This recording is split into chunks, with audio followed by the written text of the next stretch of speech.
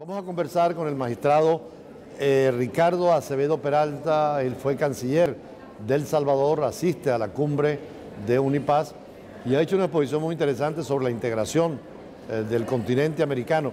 ¿Qué es la integración para América Latina y por qué la urgencia?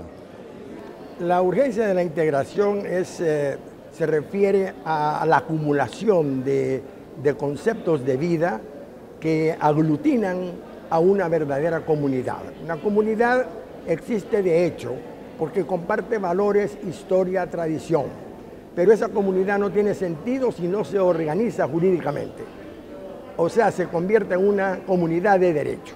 Eso es lo que ha hecho Centroamérica, con un sistema de integración, estableciendo una comunidad de derecho sumamente completo. Es decir, hay un derecho comunitario nuevo, vigente, distinto del derecho nacional. Distinto al derecho nacional. Ambos persiguen los mismos objetivos.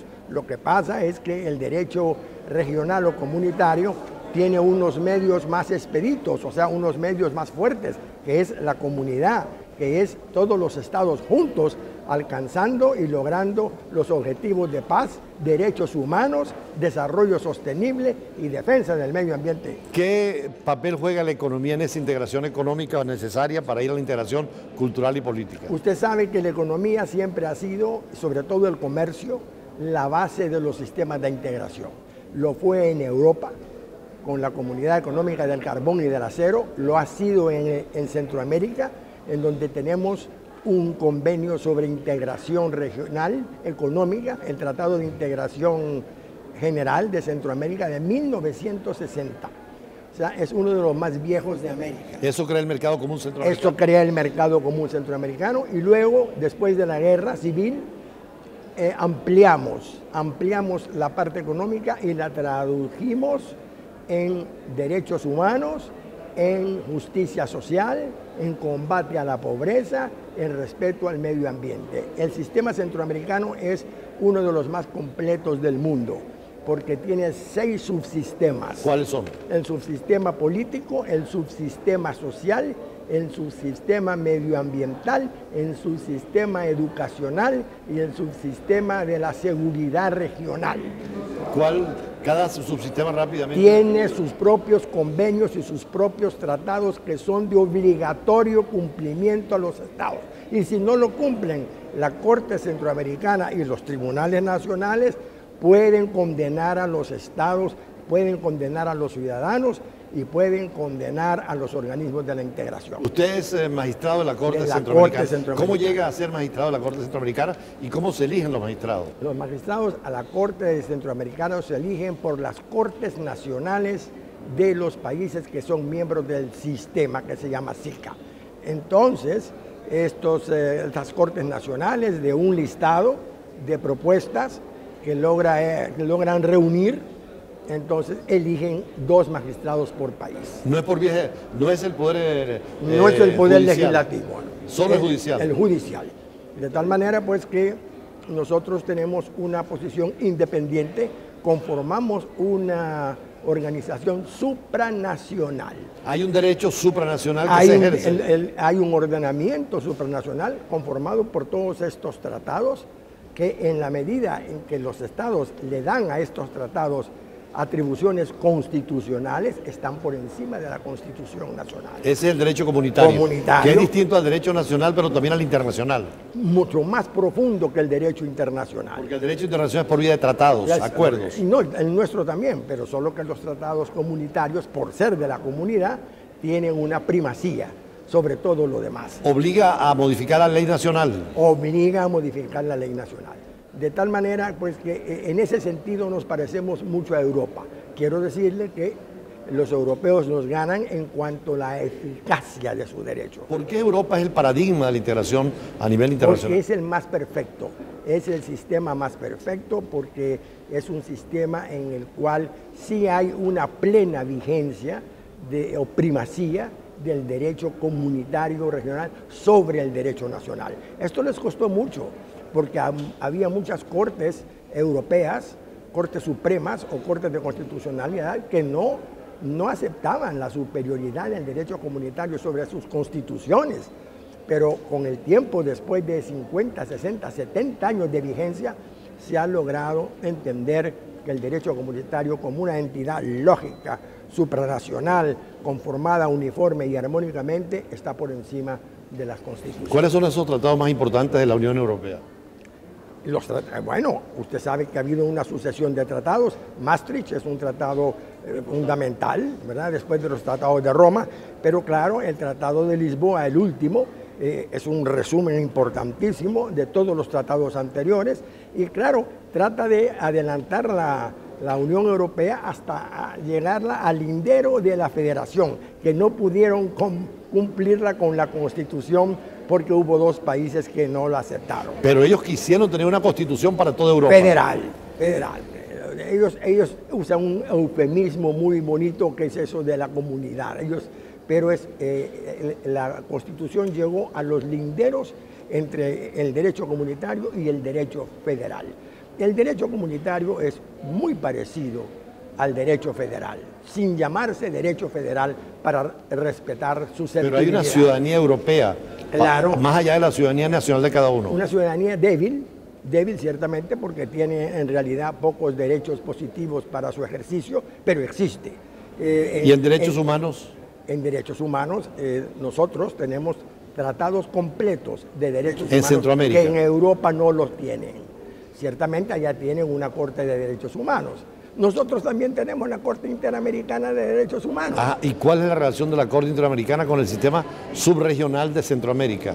El sistema de Centroamérica, el sistema comunitario, tiene sus propios derechos comunitarios humanos, porque como yo lo decía, todos los tratados y sobre todo la Constitución nuestra, que es el Protocolo de Tegucigalpa, que es un tratado, pero le dijimos protocolo para no herir susceptibilidades. ¿Es una constitución centroamericana? Es una constitución. ¿En todas las áreas o solo en derechos humanos? No.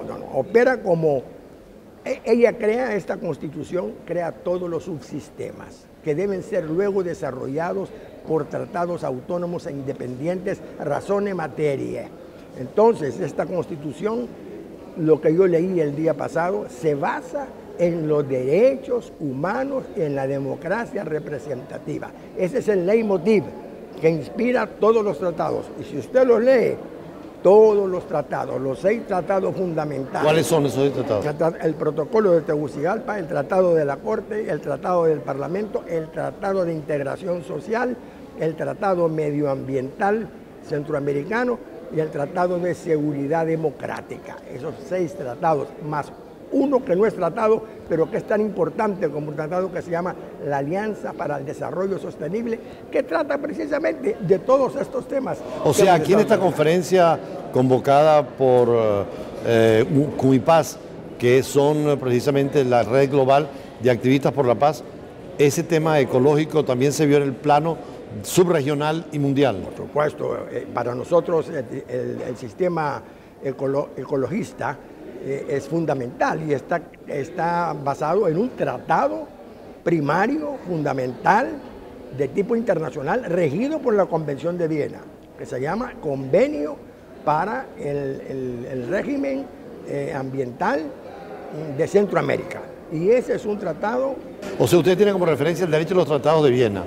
Sí, claro. Pero hay el Tratado Regional de Centroamérica. Por supuesto. Para el medio ambiente hay un tratado regional. Claro, y son 11 tratados los que se han firmado sobre medio ambiente. Qué interesante. 11 tratados. O sea, es una estructura completa. Por eso se crea el subsistema. ¿Qué diferencia del sistema centroamericano de la Comunidad Andina y del Mercosur y del CARICOM y de la Alianza del Pacífico? Con la Comunidad Andina nos parecemos mucho.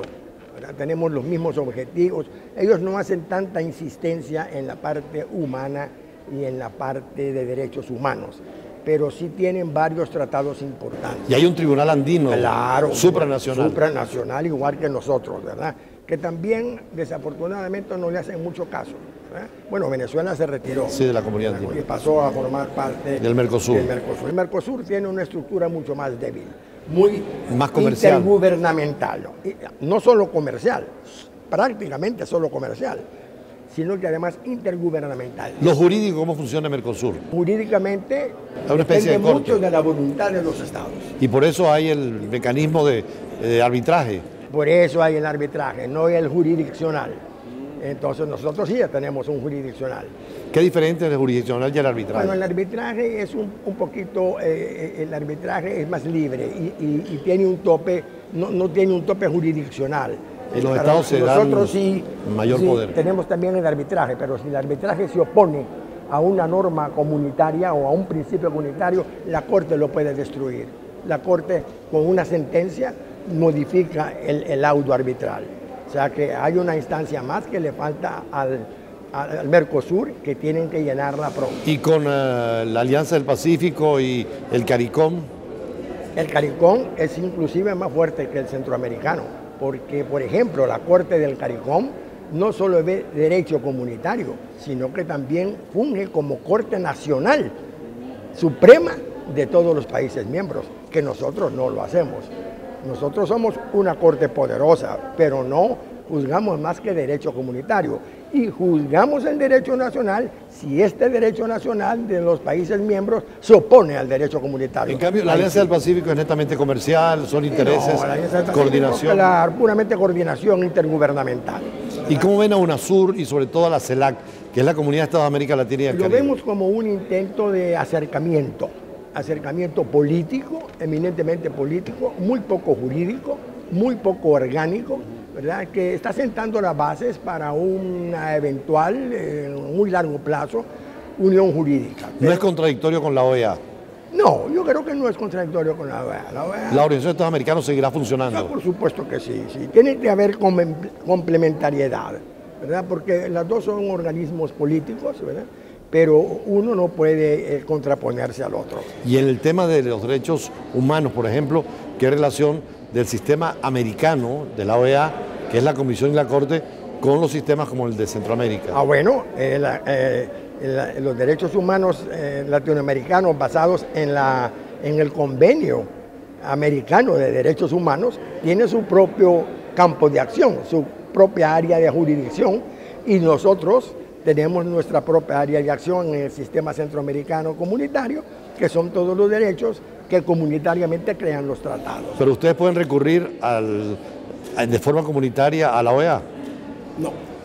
Se agota ahí la decisión. Dos ordenamientos diferentes, que coincidimos mucho, porque solo hay unos derechos humanos, coincidimos mucho, pero sin embargo respetamos nuestras jurisdicciones, ¿verdad?, respectivas. Es que somos un sistema completo, imperfecto en cuanto a su efectividad, porque todavía los estados no están convencidos del todo de caminar firmemente y con eficacia en el sistema. Usted fue canciller de El Salvador, una república pequeña. Claro. ¿Qué le parece la Comisión Interamericana y la Corte necesaria? ¿Hay que redimensionarla o no? Claro que sí. Claro que sí, yo creo que cada corte, la Centroamericana de Justicia y la Corte Interamericana, tenemos un convenio inclusive firmado con ellos y cada quien, como le reitero, doctor, tiene su campo de acción muy bien delimitado por sus propios instrumentos que le dan vida. Por ejemplo, en este caso la Corte Interamericana le dio vida la Convención Americana en los 60 Ustedes pueden ir entonces a la Corte Centroamericana, pero también a la OEA. A derechos humanos.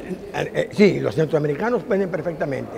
Si ellos, los centroamericanos, hay una cosa muy linda en el derecho comunitario centroamericano que se llama jus standi, que es la manifestación máxima de los derechos humanos. El ciudadano, igual un poco que en la andina, en la corte andina, el ciudadano puede ir directamente a la corte con una demanda, con una consulta. No son los gobiernos. No son los gobiernos ni a través de organismos intermedios. El ciudadano, y esto lo crió nuestro antecedente, la primera corte internacional del mundo, que fue la Corte de Cartago. ¿La Corte? De Cartago, la Corte Centroamericana de Justicia. Ajá. La Corte de Justicia Centroamericana, que fue creada por los tratados de paz en Washington. Esta corte, en 1906, crea el jus standi, que es el derecho del ciudadano de acceder directamente al tribunal regional, cosa que no lo tiene Europa, salvo en dos excepciones. El derecho de la comunidad andina sí lo tiene, pero con algunas excepciones. Para nosotros... ¿Y en la Corte Interamericana y en el tribunal? En la Corte Interamericana no lo tiene. Solo los estados. Solo los estados y los ciudadanos a través de la comisión y de otros organismos que se encargan de llevar las demandas. En nuestro derecho comunitario, el ciudadano tiene pleno derecho de ir directamente, y eso es una manifestación de los derechos individuales y de los derechos humanos más clara que hay en todo el sistema. ¿Se puede hablar entonces que hay una constitución centroamericana Claro que de sí. derecho comunitario? ¿Podría haber una para Mercosur también y una para la comunidad andina? Que sí, y de repente una para Sudamérica o para América. Se tienen que crear los subsistemas, se tiene que ordenar el sistema. Todo aquello que los estados aprueban en tratados relacionados al medio ambiente, tienen que ir en un subsistema que está regido por el Consejo de Ministros respectivo, y así sucesivamente. Pero lo importante para mí es que el sistema de Centroamérica, que viene de una guerra, se basa en el respeto a la persona humana y a los derechos humanos.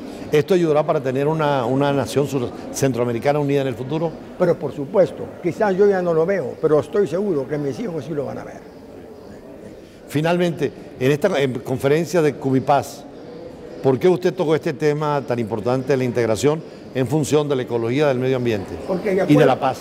Porque de acuerdo con los objetivos que persigue Cumipaz, precisamente el establecimiento y la consolidación de la paz, ese objetivo coincide con el origen de nuestro sistema de integración, que es el acuerdo de Esquipulas II.